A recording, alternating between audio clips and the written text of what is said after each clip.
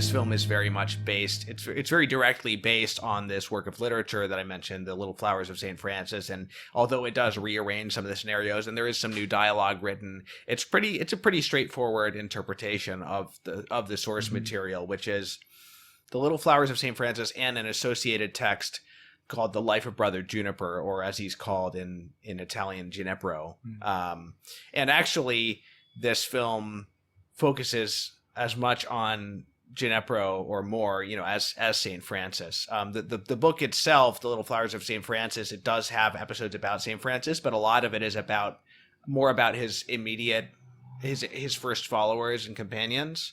The book is this very episodic thing. It's just like a bunch of stories that are like a page or two long, very charming, and sort of like a lot of sort of odd humor. You really get the sense of the kind of like all of the kind of odd and bizarre situations that would come up when you're living a life of voluntary poverty, out there on the road, and sort of like living this like radical humility. And that's what the film, I think, succeeds getting across. Rossellini said it's not supposed to be a biopic, but it wanted to focus specifically on the whimsical aspect of St. Francis's personality, hence the Italian title, Francis, God's Jester. He said, there's actually a quote from him. He wanted to capture, quote, the merrier aspect of the Franciscan experience on the playfulness, the perfect delight, the freedom that the spirit finds in poverty, and in an absolute detachment from material things. And he felt that this represented the most accomplished form of the Christian ideal, and he was trying to portray the perfume of the most primitive Franciscanism. That's a quote that I found on Wikipedia. So so that's basically the approach that the film is taking, and it takes 10 episodes from in some cases it combines multiple episodes into one, but there's basically 10 chapters that this film is divided into, and those are the flowers, the little flowers. Yeah, and over the course of these episodes, it does plot like somewhat of a narrative arc, in that you have some reoccurring instances or things that are callbacks to earlier vignettes, like Brother Ginepro's giving away his tunic. Right. But there isn't really a strong through line. It culminates in this kind of climactic scene of them splitting up and going off to preach. Right. But I watched this with my 2-year-old son, and he kept asking at the end of each vignette, all done? All done? Is it all done? Interesting. I think that Rossellini has succeeded in capturing the primitive perfume of Franciscanism. I knew a group of Franciscans during my time in seminary who were part of a community that was, it was like a new community pursuing a kind of, I think they described themselves as like primitive observance of like the original constitutions. So they were like trying to live a kind of Franciscanism that more closely aligned with the earlier way that this would have been lived out. Which has been a thing in religious orders, obviously an issue in religious orders over their long history. Yeah. And from very early on, in even the early generations of the Franciscan order, there was a huge conflict between like the spiritual Franciscans and sort of the regular Franciscans. I see. The Pope had to intervene. And yeah. heresies came out of it, and like part of the church's like teaching on private property was like Catholic thought on private property was like defined, during this time, because like the spirituals wanted to like to have no property, like even as an order, and then like it was decided, it was like, can you do that? Can you like have stuff without like having it? And like well, even this community is no longer around. I don't know how long exactly they lasted. Maybe it was the better part of a decade, but they had the support of their bishop and of their diocese, but then there was some issues with their founder, and then eventually it kind of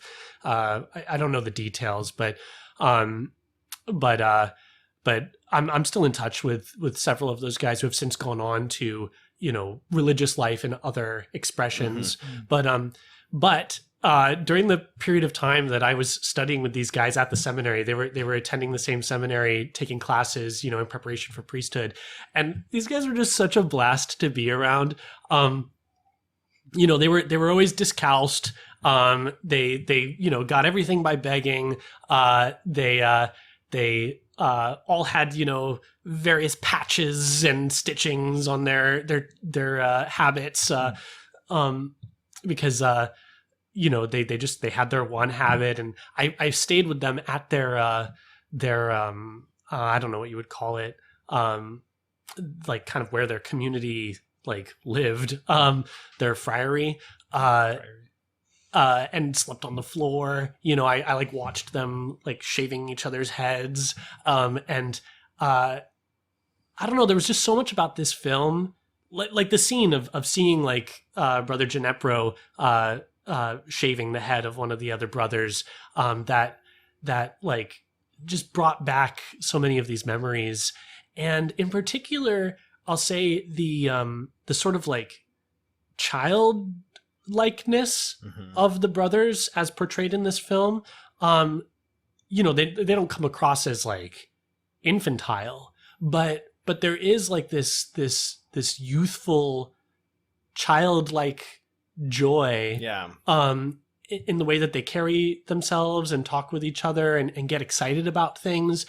This was exactly the same experience that I had of the Franciscans that I knew, Right. who were they had such a good sense of humor, and they like I remember them like playing in a puddle when it had been raining outside, and they were like splashing in the puddle, and like that's a thing that children do, but they were just getting a kick out of like in their bare feet, like splashing in this puddle. In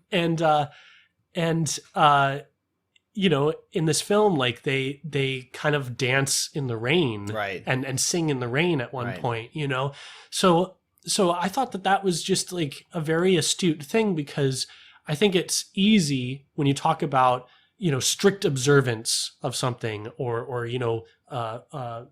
a vow of poverty, to imagine like these sort of like sour, austere, intense people. And certainly there's like moments where like the intensity of Francis comes through. Right. But it's an intensity that's like not, I don't know, it's not like a put on thing. Francis and all of the little brothers around him in this film, there's like this simplicity and this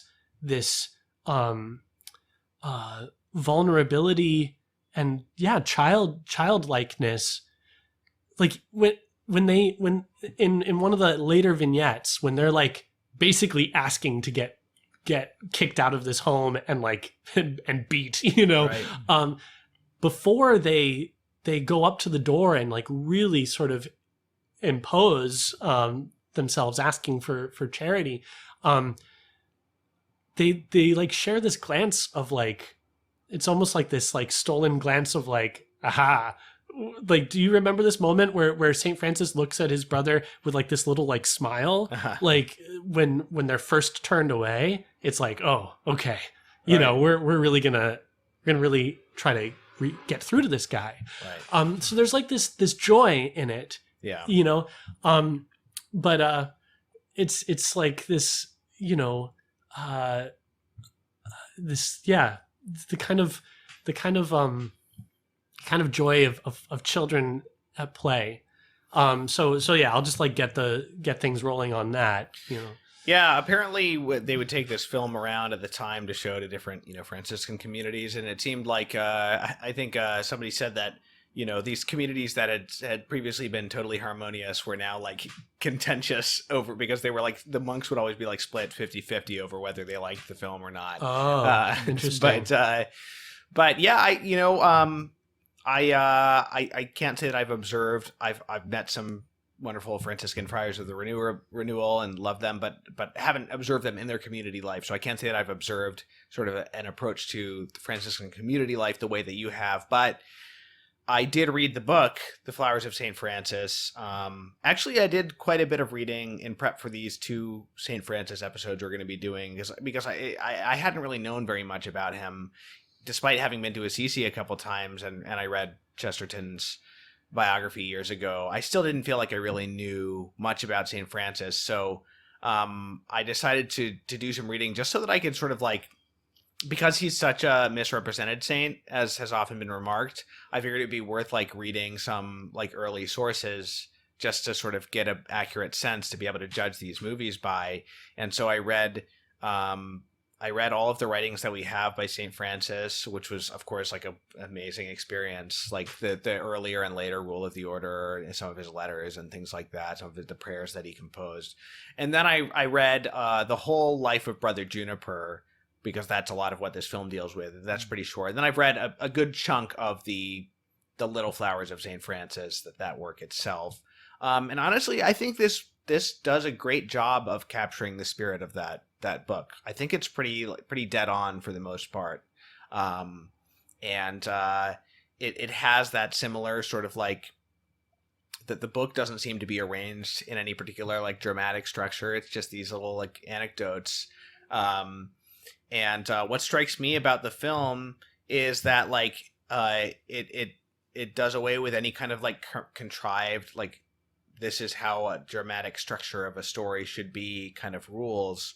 And it's just so much of the film is not very dramatic at all. There are little moments of drama. Like you could say that even in the very simple scene with St. Francis and the leper, there is an internal drama going on in St. Francis that's very powerful. And that's sort of like the heart of the film. It's like right in the middle of the film. But a lot of it is just like the joy of Franciscan life and the little lessons learned and the like acts of humility and generosity. And it's like, it's so interesting to see a film that's like about nice people being nice, but it's like very interesting to watch, you know. It's kind of amazing that they were able to pull that off and not have it be kind of hokey, even though it's also not sort of like realistic acting or something like that either. So it really is like, the film is kind of like a playground in that way, you know. I totally agree with you, this idea of like these sort of like playing these games, even in the scene, and even in the opening scene, like the first thing, the sort of introduction that we get is Saint Francis and his brothers being caught in the rain, and as they're going through this puddle, one of the brothers, and this is a story in I forget which brother it is, maybe Brother Maceo, this is in The Flowers of St. Francis, decides to test St. Francis's humility, like find out how humble he really is. And he's sort of like, well, why does the whole world like follow you? Like why you're not very handsome, or like you're not that intelligent or educated or like charismatic or anything. And St. Francis basically says like, it's because, you know, God could find no like baser creature than me, basically, to glorify and like show his glory. And that in itself is kind of a game. Like, I'm gonna see how humble this guy is, but not in like a malicious way, you know. And then the whole thing, it's not totally articulated in this scene, because you've got the scene where Saint Francis asks his brother to step on him, like as an act of penance. In the book, that scene is developed a little bit more, because in the movie we see the other brother, he says, sure, I will, but only if you do what I command you after I've done what you command me. And then we don't get to see in the film like what the other brother requests, but we do in the story. And it's like basically, after he's stepped on St. Francis a little bit and, you know, sort of like rebuked him, he's like, okay, so now St. Francis, Brother Francis, you have to rebuke me sharply and correct me like any time that I like show any faults.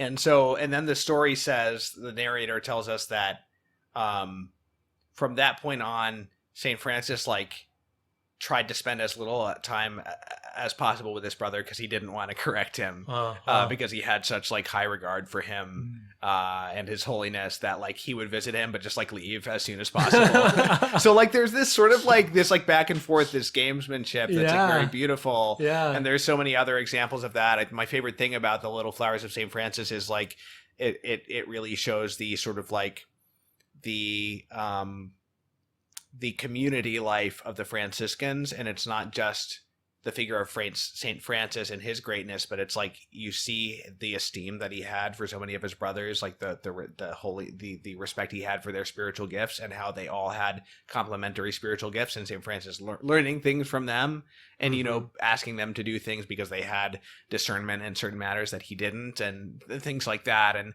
I think that some of that comes through in the film, but that whole sort of like that whole back and forth, you know, the whole Brother Juniper thing is a good example of that, because he's constantly, you know, he's in the book, he's lauded for his simplicity and his humility, and he's so simple and so charitable that he's always like getting himself in trouble with acts of generosity or like just his zeal for like humiliation, and so, you know, he's always giving away things that don't belong to him, to the poor, and kind of you know, just getting into trouble because he's not willing to sort of like say that he's innocent of whatever he's being accused of doing, or he like, it's almost like he does stuff in the book, especially, it's kind of extreme, where like he keeps doing stuff like that like gets him in trouble, and then he's like really happy because now he's being rebuked. like he's giving away the other brothers like,